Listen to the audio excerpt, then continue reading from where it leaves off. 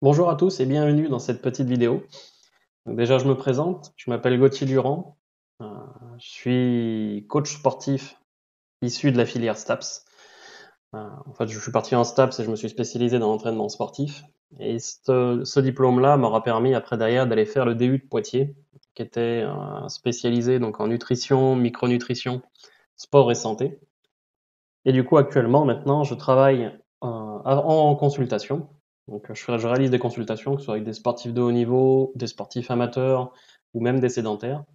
Et dans les consultations, en fait, je donne des conseils en macronutrition, micronutrition et phytothérapie. Donc, ces trois matières-là, du coup, sont mes trois spécialités principales. C'est des matières aussi que j'enseigne depuis maintenant plusieurs années. Et à la base, j'avais créé le PowerPoint que je vais vous présenter pour les sportifs de haut niveau qui venaient en consultation. C'est-à-dire que je voulais leur montrer un peu tout ce qu'on peut faire pour les optimiser, pour les aider en fait, pour qu'ils soient le plus au top possible pour la pratique de leur sport. Donc je me suis dit que j'allais en profiter pour le mettre en vidéo, comme ça on pourra le diffuser un petit peu plus. Donc je pense que ce PowerPoint-là peut vraiment être utile pour tous les sportifs de haut niveau qui veulent comprendre un peu ce qu'il y a derrière la nutrition, la phytothérapie pour le sport. Mais il peut aussi être utile pour les accompagnements des sportifs. Donc, que ce soit pour le prépa physique, que ce soit la prépa mentale, que ce soit un ostéo, que ce soit un kiné. Je pense qu'il y a des infos qui peuvent être intéressantes pour un peu tout le monde. Donc voilà, après derrière, c'est vrai qu'en fait, tout ce que je donne en fait comme info qui soit lié au sport, ça sert pour le haut niveau, mais ça peut aussi très bien servir pour tous les sportifs amateurs. Parce que quoi qu'il arrive, c'est toujours vrai. C'est vrai aussi du coup pour le sportif amateur et c'est vrai aussi pour le sport santé. Donc tous ceux qui sont plutôt dans une démarche de faire un peu de sport pour s'entretenir et pour rester en bonne santé, ça peut coller aussi. On commence ce PowerPoint avec la macronutrition. Donc la macronutrition, qu'est-ce que c'est? En fait, c'est l'étude des différents macronutriments.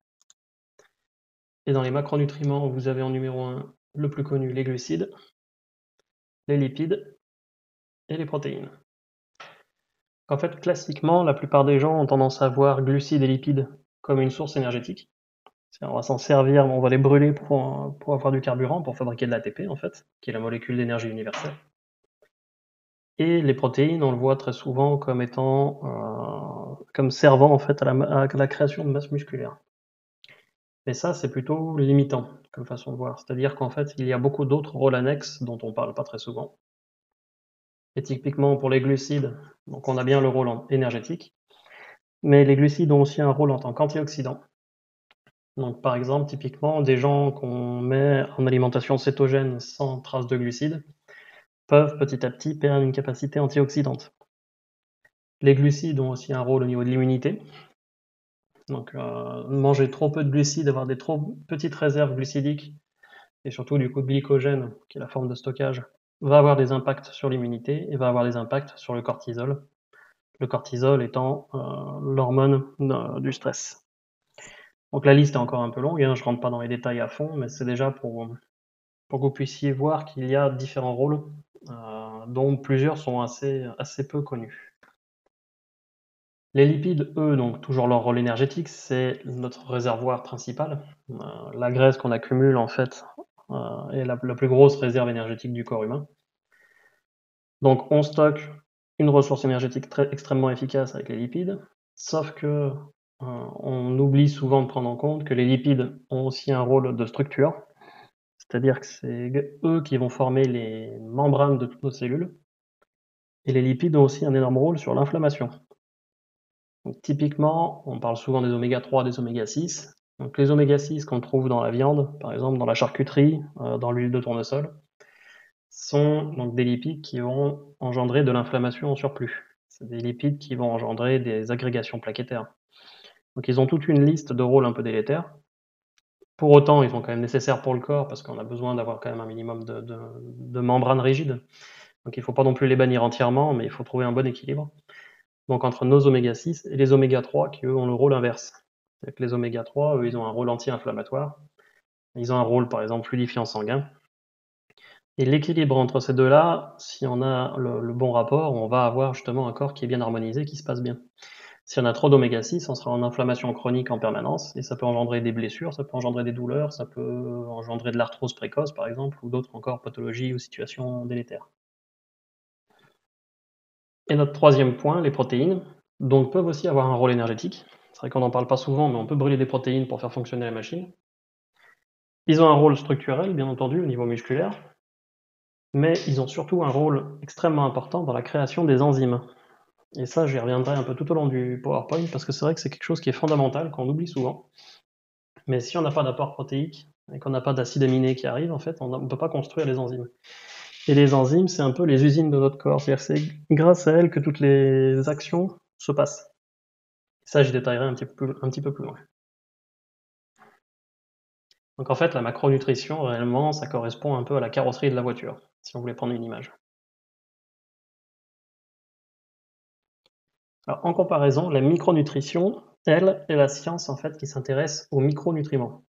Et dans les micronutriments, on a le fer, par exemple, le zinc, le magnésium, le sélénium, et les différentes vitamines, vitamine D et vitamine C.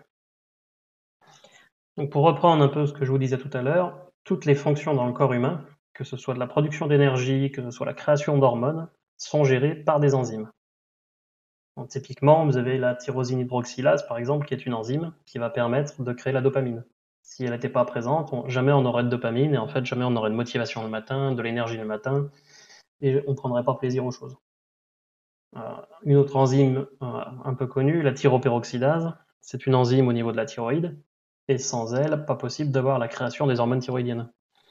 Donc, quand je vous disais toutes les fonctions, tout ce qu'on connaît, en fait, quand on parle d'hormones thyroïdiennes, quand on parle de création d'énergie, quand on parle de détox du foie, par exemple, toutes ces actions-là sont toutes gérées par des enzymes. Ce sont des enzymes particulières qui font ça.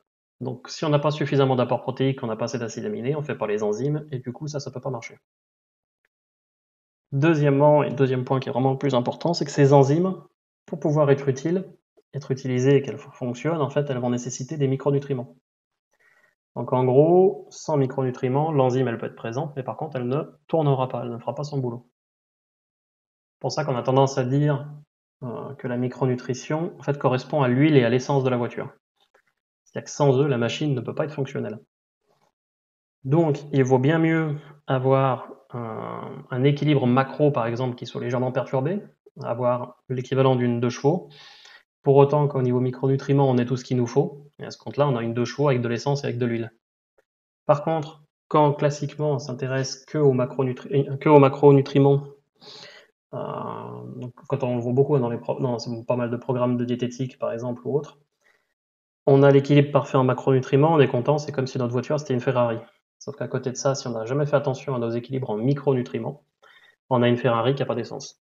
Et qui du coup roule pas et est beaucoup moins efficace qu'une 2 chevaux avec de l'essence. Donc la micronutrition, en fait, c'est vraiment grâce aux micronutriments que tout ce qu'on met en place et toutes les enzymes peuvent être fonctionnelles.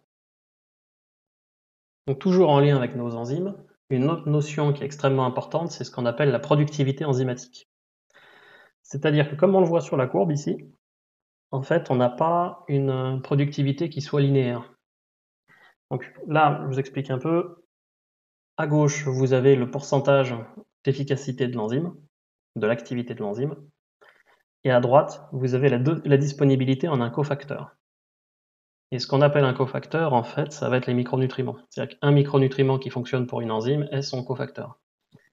Donc, pour l'exemple, imaginons qu'on va prendre une enzyme qui fonctionne, la SOD par exemple, qui est une enzyme antioxydante, fonctionne grâce au zinc. Ici, tout en bas de la courbe, vous avez le taux de zinc le plus bas, en fait, qui permet de faire fonctionner l'enzyme. Ce serait, mettons, du 13 micromol par litre. Tout en haut, le taux quasiment optimum, ce serait du 22 micromol par litre. Donc au final, comme notre courbe n'est absolument pas linéaire, on voit vraiment entre x3 et x4, nos deux traits, qu'on a une très faible différence au niveau de la quantité. J'ai fait les calculs, par exemple x3 serait à 16 et x4 serait à 19. Donc seulement 3 micromoles d'écart, c'est vraiment très peu. Et à 3 micromoles d'écart, pourtant, celui qui a 3 micromoles de plus a une enzyme qui tourne à 60%, et celui qui a 3 micromoles de moins a une enzyme qui tourne seulement aux alentours des 38%. Donc, concrètement, qu'est-ce que ça veut dire? Ça veut dire que pour les sportifs, et même après derrière pour tout le monde quand même, si les taux de micronutriments, on est bon partout par exemple, et qu'on est que dans les limites basses de partout, et ben en fait, on est tout le temps dans ces zones-là par exemple, et quand on est tout le temps dans ces zones-là, toutes nos enzymes tournent seulement à 30% de leur capacité.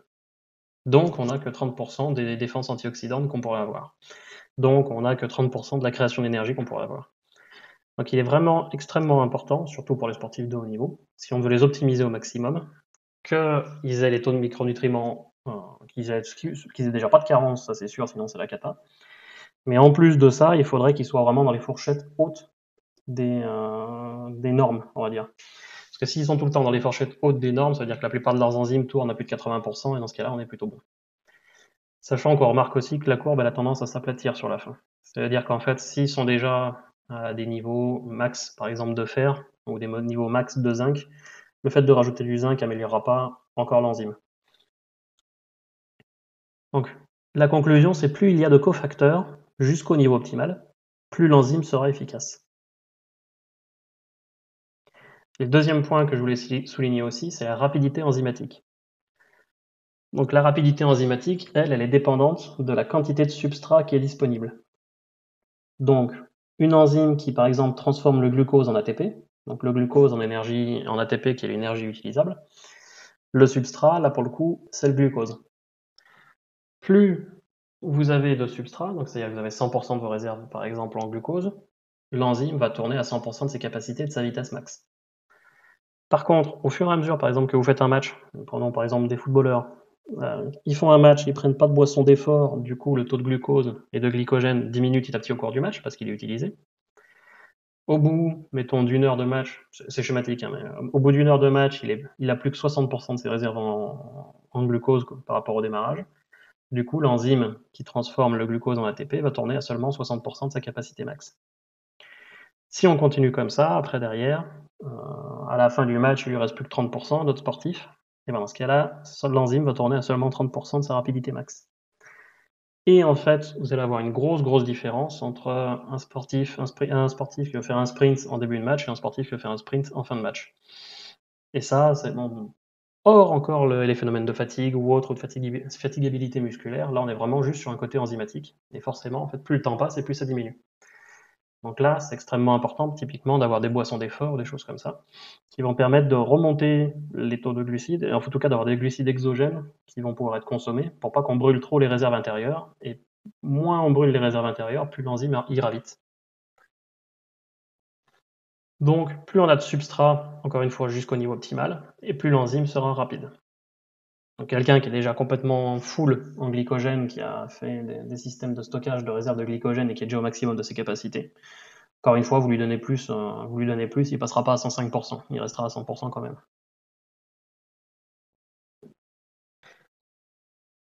Donc maintenant, on va parler un petit peu du sport. Donc en fait, tout l'intérêt d'un entraînement sportif hors domaine tactique, hors domaine technique, on va dire vraiment plus sur la partie physique, c'est justement de créer des nouvelles adaptations, c'est-à-dire des nouvelles améliorations, telles qu'un gain de force, un gain de rapidité, un gain d'endurance par exemple. Donc ça, c'est notre but principal, c'est ce qu'on recherche. Et qu'est-ce que c'est finalement les adaptations dans le fond? Parce que si on veut y arriver bien, il faut qu'on comprenne comment ça marche. En fait, les adaptations, c'est les augmentations d'un certain nombre d'enzymes. Donc, par exemple, vous allez avoir une augmentation de la teneur en myoglobine du muscle au fur et à mesure des entraînements. La myoglobine, c'est une réserve d'oxygène. Donc en fait, elles vont permettre aux muscles d'être vite approvisionnés en oxygène, le temps que le cœur ait commencé à monter un peu en rythme, le temps que les poumons aient commencé à monter en rythme et que l'oxygène circule à plus haute dose. Mais en attendant, eh ben, cette réserve-là va nous permettre de tenir. C'est quelqu'un qui n'est pas du tout entraîné, qui n'a jamais développé ces adaptations-là, va avoir beaucoup de mal, par exemple, à démarrer un sprint rapidement sans raison et à le tenir un peu son effort, parce que très vite, il va se retrouver à court d'oxygène, parce qu'il n'avait pas suffisamment de myoglobine par rapport au voisin qui, lui, s'était entraîné. Donc, toutes ces adaptations vont aussi forcément nécessiter la présence de micronutriments. C'est-à-dire que là, par exemple, si on s'entraîne, on augmente la teneur en myoglobine du muscle, mais qu'on n'a pas suffisamment de fer, et ben du coup, la myoglobine ne sert à rien. Parce que si elle n'a pas de fer, elle ne peut pas capter l'oxygène efficacement, et du coup, toute cette amélioration-là, elle nous sert à strictement rien. Donc, l'entraînement sportif, pour pouvoir être vraiment efficace à 100%, il va nécessiter des taux de micronutriments qui soient optimaux. Et une info aussi qui est intéressante, c'est que par contre, si vous faites du sport et que vous n'avez pas les micronutriments nécessaires, vous allez augmenter le nombre d'enzymes quand même, parce que ça, cette augmentation, elle se fait. Mais c'est un peu comme si vous aviez des nouvelles usines, par exemple, et pas d'ouvriers à mettre dedans. Donc en fait, vous avez plein d'améliorations qui sont un peu en attente. Et typiquement, vous avez plus de myoglobine, par exemple, et vous n'avez pas de fer, et ben vous vous rendez compte que vous progressez pas spécialement. Et puis le jour en fait où vous allez avoir, on va vous complémenter en fer, vous allez avoir vos réserves de fer qui vont commencer à augmenter. Là, c'est comme si on mettait plein d'ouvriers d'un coup dans des usines qui étaient vides en fait depuis 10 ans. Et là, les usines se mettent à tourner à plein régime. Donc en fait, très souvent, on voit des grosses améliorations d'un coup, mais qui sont pas liées au fait que le fer c'est magique et ça améliore tout. C'est simplement que le fer rend la myoglobine de tous les entraînements qu'il y a eu depuis 5 ans enfin utilisable. Et c'est pour ça que ça fait des grosses différences d'un coup, des grosses améliorations. Puis après, derrière, vous allez pas pouvoir progresser à nouveau à la même vitesse que le voisin, par exemple, si lui, il n'avait pas de déficit au démarrage. Donc je reprends, l'entraînement sportif pour être efficace à 100% va nécessiter des taux de micronutriments qui soient optimaux.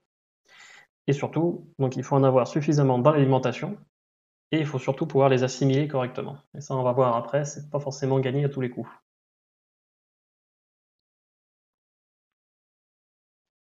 Donc quand je vous parlais d'assimilation tout à l'heure, en fait, c'est justement en lien avec les 3 piliers. Je vous explique un peu, les piliers, c'est vraiment on va dire les points principaux de l'organisme. Si un des piliers commence à déconner, vous allez avoir des problèmes un peu partout après. Donc déjà, notre tout premier pilier, c'est vraiment la muqueuse intestinale.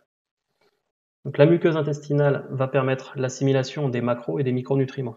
Donc déjà, si la muqueuse intestinale ne va pas bien, vous pouvez manger autant d'aliments riches en fer ou autant d'aliments riches en zinc que vous voulez. Vous n'allez rien assimiler du tout, il n'y a rien qui rentre et on va quand même rester en déficit. Donc ça, moi, je l'ai vu déjà très souvent sur des personnes qui mangent très très bien. Voilà. Au niveau de l'assiette, si on regarde le contenu de l'assiette, c'est parfait à chaque repas et qui pourtant sont blindés de carences. Donc autre chose aussi importante, le sport a tendance en fait à créer de l'inflammation au niveau de l'intestin. Et ça, l'inflammation au niveau intestinal, et ben ça justement, ça va perturber après l'assimilation des micronutriments. Autre point aussi, la muqueuse intestinale, par exemple, c'est le nid du microbiote. Donc c'est elle qui va héberger toute notre flore intestinale, toutes nos bonnes bactéries dont on parle maintenant depuis plusieurs années. Donc le microbiote, lui, c'est notre deuxième pilier. C'est-à-dire que c'est vraiment le chef d'orchestre de notre système immunitaire. C'est lui qui décide comment se répartissent les différentes cellules immunitaires. Donc quand il n'est pas en très grande forme, on appelle ça de la dysbiose. Et quand on est en dysbiose, généralement, on augmente les chances d'avoir des infections, que ce soit des infections chroniques ou des infections à répétition. Notre système immunitaire étant perturbé, il se met à attaquer des choses qu'il ne devrait pas attaquer. Donc on augmente généralement le nombre d'allergies aussi, on augmente les risques d'asthme, voire même après de maladies auto-immunes. Donc ça c'est quelques exemples par exemple du rôle du microbiote.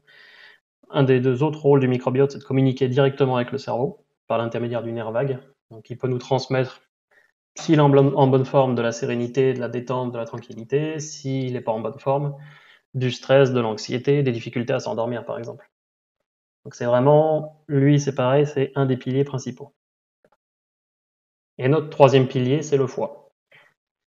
Donc le foie va permettre tout ce qui va être évacuation des toxines. Il transforme, par exemple, les hormones thyroïdiennes en hormones actives. Il désactive l'insuline quand elle a déjà fait son rôle et qu'elle a produit, qu'elle a joué son rôle pour pas qu'elle traîne trop longtemps dans l'organisme, parce que sinon ça engendrerait des problèmes avec l'insulinorésistance, risque de diabète. Donc le foie, après derrière, c'est pareil, il travaille, les trois piliers travaillent bien ensemble. C'est-à-dire quand il y en a un qui commence à avoir des soucis, généralement, très rapidement, les 2 autres aussi commencent à patiner un petit peu. Et il est absolument impossible de ramener un bon état de santé à quelqu'un tant qu'il y en a au moins un des 3 piliers qui déconne. Donc s'il y a les 3 piliers, c'est encore pire. Mais pour un sportif de haut niveau, typiquement, on ne va pas être à 100% de ses capacités, on ne va pas avoir des super bonnes performances. S'il a régulièrement des problèmes intestinaux, si il est malade régulièrement, si il assimile pas les micronutriments et que du coup il a des problèmes de blessures par exemple, s'il n'arrive pas à bien dormir le soir et à bien se reposer la nuit, bah forcément il sera moins bon sur le terrain. Donc tout ça, c'est vraiment des choses qui sont, on va dire, primordiales déjà pour avoir un sportif qui soit optimisé à 100% et qui soit performant régulièrement et stable. Et donc du coup, forcément, si un de ces trois-là commence à coincer, ça va nous poser problème par la suite. Donc ça fait vraiment partie des, on va dire, des prises en charge thérapeutiques les plus importantes chez les sportifs. Donc si un ou plusieurs piliers dysfonctionnent, impossible d'avoir des performances optimales. Ensuite, il faut aussi prendre en compte les différentes fonctions, les hormones et les facteurs extérieurs. Donc, typiquement, pour pouvoir vraiment être performant, il va falloir que les fonctions puissent tourner bien. Dans les fonctions, on va classer par exemple la fonction cerveau, donc que notre personne soit capable de rester concentrée, que notre sportif soit capable de passer des bonnes nuits, de bien récupérer, de ne pas être anxieux. On a la fonction digestive, c'est-à-dire est-ce qu'il n'a pas de reflux acide, est-ce qu'il digère bien, est-ce qu'il assimile bien tout ce qu'il mange. La fonction ostéo-articulaire, est-ce qu'il a des douleurs, est-ce qu'il n'a pas de douleurs, est-ce qu'il se blesse régulièrement ou pas, est-ce que les tendons tiennent le choc, est-ce qu'il a des tendinites à répétition par exemple ou pas. La fonction immunitaire, est-ce qu'il est malade régulièrement ou pas. Donc ça, c'est les différentes fonctions. Il faut aussi donc du coup que les hormones tournent bien. Donc dans les hormones, on va surtout, enfin après d'ailleurs je vais pas toutes les détailler, mais déjà ne serait-ce que les hormones thyroïdiennes, les hormones pancréatiques et les hormones surrénaliennes. Ça peut se tester, que ce soit en sanguin, on peut aller regarder TSH, T3, T4 par exemple pour la thyroïde. On peut regarder l'équilibre glycémie, insulinémie pour le pancréas. On peut tester le cortisol par exemple pour les hormones surrénaliennes, savoir un peu comment il s'ajuste et comment il s'équilibre. Et pour être performant, il faut aussi que les facteurs extérieurs soient maîtrisés et ou en tout cas anticipés. Et dans les facteurs extérieurs, par exemple, on va prendre en compte le décalage horaire, on va prendre en compte les niveaux de stress de notre sportif, on va prendre en compte la température extérieure. Parce que c'est sûr qu'un sportif qui a l'habitude, mettons, de jouer à Lyon et qui doit aller jouer en Arabie Saoudite, ça va pas lui faire il va pas du tout avoir les mêmes températures, il va pas s'adapter de la même façon. Donc c'est des choses qu'il faut qu'on prenne en compte. Donc 3 composantes essentielles qui sont à prendre en compte pour réussir à avoir un sportif qui a un corps optimisé, qui puisse avoir vraiment des performances à 100% de ses capacités. Un autre point extrêmement important, c'est les neurotransmetteurs. C'est vraiment une composante fondamentale de la performance sportive. Donc moi sur cette partie-là, je travaille beaucoup avec mon collègue prépa physique, Ludovic Perge, justement sur les profils neurotransmetteurs et sur les programmes que l'on met en place. Donc pour faire simple, on va dire, on va schématiser, on a 4 neurotransmetteurs vraiment principaux, à savoir la dopamine, l'acétylcholine, la sérotonine et le GABA. Donc chaque personne va avoir un profil neurotransmetteur spécifique. C'est-à-dire que par rapport à ce profil-là, mettons dopa-GABA, on va être capable de prédire un peu comment il réagit, comment on peut lui parler, quels sont les types d'activités physiques qui lui correspondent, quels sont les types d'activités physiques qui ont plutôt tendance à le mettre dans le rouge, justement, qui ne lui vont pas du tout. Et du coup, aussi, on va pouvoir déterminer les carences éventuelles de ce sportif-là. Donc, dans l'exemple que j'avais pris, on a un profil dopa-GABA, et cette personne-là est carencée en dopamine et sérotonine. C'est-à-dire que son moteur principal, c'est la dopamine, et manque de bol, il est carencé en dopamine aussi. Donc il y a de fortes chances que ça aille pas. Donc moi déjà, on va dire, un de mes premiers rôles dans l'accompagnement des neurotransmetteurs, ça va être déjà de récupérer un peu les carences, pour réussir à stabiliser le cerveau. Typiquement, par exemple, des gens qui sont carencés en sérotonine ou en GABA, ils vont tendance à s'énerver sur le terrain. On peut avoir, par exemple, des gens qui mettent un coup de tête lors d'une finale de Coupe du Monde. Donc ça, si on récupère les carences, on peut réussir à stabiliser le cerveau, on peut essayer d'éviter tous ces débordements-là. Donc, comme je vous disais, après derrière, ensuite, on sait aussi quel type d'activité physique pratiquée va consommer certains types de neurotransmetteurs. Donc, typiquement, un entraînement qui est plutôt intense va avoir tendance à consommer de la dopamine. Donc quelqu'un qui est déjà carencé en dopamine, si on lui fait faire des entraînements intenses, on va le cracher. Pour autant, comme c'est son profil, c'est plutôt ce qu'il aime, donc il faut qu'on arrive à trouver des équilibres entre comment on récupère les carences, est-ce qu'on les récupère avec juste l'alimentation, avec l'alimentation et des compléments alimentaires, la phytothérapie typiquement. Est-ce qu'on met tout de suite des entraînements qui sont intenses? Donc tout ça, en fait, on va le moduler et on va vraiment le faire au cas par cas. Donc mon deuxième rôle aussi peut être de compenser la perte en neurotransmetteurs engendrée par l'activité physique.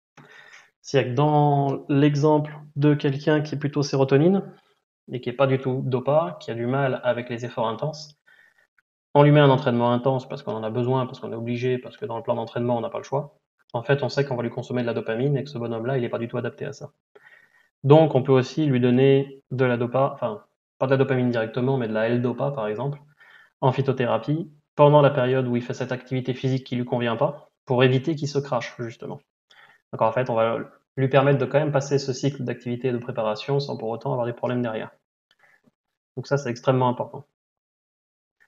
Donc les neurotransmetteurs sont vraiment un des facteurs les plus importants de la performance. Donc en micronutrition et en phytothérapie, on peut aussi aller jouer sur l'épigénétique. Donc en fait, l'épigénétique régule l'activité des gènes en facilitant ou en empêchant leur expression. Donc en fait, pour comprendre un peu ce qui se passe, c'est on a toute une quantité de gènes dans notre code génétique et tous ces gènes ne s'expriment pas en même temps, au même moment. Et typiquement, il y a des gènes qui sont éteints, on a des gènes qui sont actifs, on a des gènes qui d'un coup qui étaient éteints qui vont s'activer en fonction de l'environnement. Donc c'est ce qu'on appelle l'épigénétique, c'est qu'en fait tout n'est pas tout le temps activé et ça peut s'activer ou se coincer en fait en fonction de ce qu'on fait, de ce qu'on met en place. Donc avoir une bonne épigénétique, justement, avoir un code génétique qui est bien régulé et qui s'exprime bien, c'est vraiment indispensable car ça va permettre la bonne création de toutes les enzymes adéquates. Et nous, on peut travailler directement sur l'épigénétique pour améliorer la rentabilité de l'entraînement, c'est-à-dire s'assurer qu'on a une plus grande production enzymatique, une réponse beaucoup plus appropriée à l'entraînement. Et on peut aussi travailler sur l'épigénétique pour limiter l'influence de tous les facteurs extérieurs, c'est-à-dire une meilleure résistance à la pollution. Ça peut être important pour des joueurs qui jouent dans des grandes villes, je pense par exemple à Paris, où ils respirent quand même pas mal de pollution. On peut jouer là-dessus pour limiter les problèmes de décalage horaire, par exemple au moment des Coupes du Monde ou ne serait-ce déjà des Coupes d'Europe. On peut les travailler là-dessus pour limiter l'importance, pour améliorer la résistance à la fatigue. Donc il y a déjà toute une quantité de choses assez phénoménales qu'on peut faire en passant par l'épigénétique.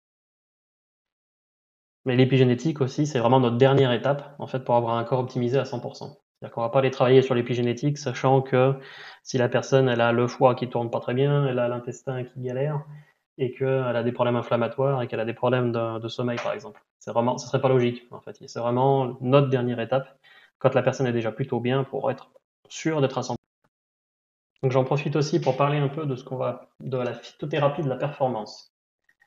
En fait, en gros, certaines plantes peuvent être utilisées afin de booster les performances à un instant T. C'est-à-dire qu'on sait par exemple, on a quelques plantes qui sont capables d'améliorer la VMA sur une courte durée. On a quelques plantes qui vont aider justement à une meilleure respiration, une meilleure oxygénation des tissus. On a quelques plantes qui vont aider par exemple au niveau de la force, qui ont tendance à améliorer la force pendant un court instant. Donc, bien entendu, ça, on n'utilise jamais de plantes ni de principes actifs qui ne seraient pas autorisés par l'Agence mondiale antidopage. Parce qu'on veut vraiment rester dans le naturel, on veut rester dans le côté aussi santé. Mais on sait qu'on peut utiliser aussi ces plantes pour améliorer un peu les performances à un instant T. Donc là, on rentre vraiment dans le domaine du boost extérieur, en fait, afin de passer de 100% à 105% pour les événements vraiment importants. Donc c'est pas des choses qu'on met tous les jours, c'est pas des choses qu'on a en continu, c'est vraiment ciblé. Et encore une fois, ça sert à rien de prendre des plantes pour améliorer les perfs et améliorer la VMA si on a des problèmes de sommeil, si on a des problèmes d'intestin, si on a des problèmes de douleur. Parce que essayer de passer, en fait, si on a tous ces soucis-là, on est plutôt à 50% de nos capacités. Donc, on va essayer, avec la plante, on va peut-être réussir à passer à 55%, mais on risque de faire cramer le moteur. Alors que quelqu'un qui est déjà à 100%, on a l'amener jusqu'à 100%. Après, derrière, oui, c'est intéressant là de lui remettre un petit boost pour le faire passer à 105 temporairement, et le corps sera beaucoup plus capable de l'encaisser, ça aussi. Donc, pour résumer, pour pouvoir avoir vraiment une performance optimale, on a deux grandes étapes. Première étape, l'optimisation. Deuxième étape, le boost. Et dans notre première étape, en fait, on a toute une succession en fait, de petits checkpoints à passer pour arriver à 100%, avec, on va dire, une certaine logique. C'est-à-dire d'abord, on s'occupe de flore intestinale, donc du microbiote, du foie et de la muqueuse intestinale. Ensuite, une fois que ça va bien, on va s'occuper des fonctions qui dysfonctionnent encore, que ce soit de l'inflammation, le cerveau, l'intestin. Ensuite, on va plutôt s'occuper des hormones, puis des facteurs extérieurs, puis des micronutriments, pour être sûr d'avoir tous les micronutriments à 100% au top, puis les neurotransmetteurs, puis l'épigénétique. Donc ça fait quand même toute une succession d'étapes à avoir les unes après les autres, sachant que c'est quand même assez schématique. Des fois, par exemple, pour réussir à régler la fonction cérébrale ou la fonction thyroïdienne, je vais remonter un peu les taux de micronutriments parce que ça marchait pas, parce que justement on manquait de micronutriments. Donc après, c'est un petit peu interchangeable les uns dans les autres, mais ça donne à peu près une idée générale et globale. Sachant que, de toute toute façon, quoi qu'il arrive, flore, foie, muqueuse, c'est toujours le premier. Épigénétique, c'est toujours le dernier. Et après, entre, ça peut bouger un petit peu. Et après, derrière, une fois qu'on est à 100%, on passe dans la phase boost avec les plantes pour pouvoir passer à 105% à certains moments. Et ça nous permettra vraiment d'avoir une performance optimale. Sachant que, par expérience, moi, sur les sportifs de haut niveau que j'ai déjà eu, on en a certains qui arrivent, ils sont ici. C'est-à-dire que la flore, le foie et la muqueuse ont déjà des soucis. Donc en gros, ils sont sportifs de haut niveau, pour autant, c'est un peu comme s'ils étaient en permanence, enfin, qu'ils avaient passé toute leur vie à 50% de leur capacité. Donc là, on va avoir un gros boulot à faire. Ça va être assez long. Par contre, il y a une énorme marge de progrès. Parce qu'ils sont à 50%, déjà rien que le fait de les amener à 100%, ils vont déjà beaucoup gagner. J'en ai d'autres qui arrivent, ils sont par là. C'est-à-dire que micronutriments, ça va aussi. Par contre, neurotransmetteurs, ça allait pas très bien. Et on va dire, ils étaient déjà en fait à 80% de leur capacité. Donc ça va aller vite pour leur faire gagner, remonter les neurotransmetteurs, jouer un peu sur l'épigénétique. On va très vite les amener à 100%, mais du coup, ce sera beaucoup moins flagrant l'amélioration parce qu'on les prend déjà d'assez haut. Et voilà, donc après derrière, c'est pareil pour ceux qui font du sport en amateur, que ce soit des gens aussi qui viennent et qui font du sport pour la santé, on va dire. Et ben, c'est exactement les mêmes principes et c'est exactement les mêmes schémas. Sauf qu'après derrière, sur le sport amateur ou sur la santé, je veux dire, on va pas passer par la phase boost, il n'y a pas spécialement d'intérêt. Par contre, encore une fois, on regardera à peu près en consultation à partir d'où ils viennent. Est-ce que les soucis sont au niveau des fonctions? Est-ce que c'est au niveau des hormones? Est-ce que tout ça, ça va déjà bien et que je les prends au niveau manque de micronutriments? Donc ça, après, derrière, c'est vraiment du cas par cas et on adapte.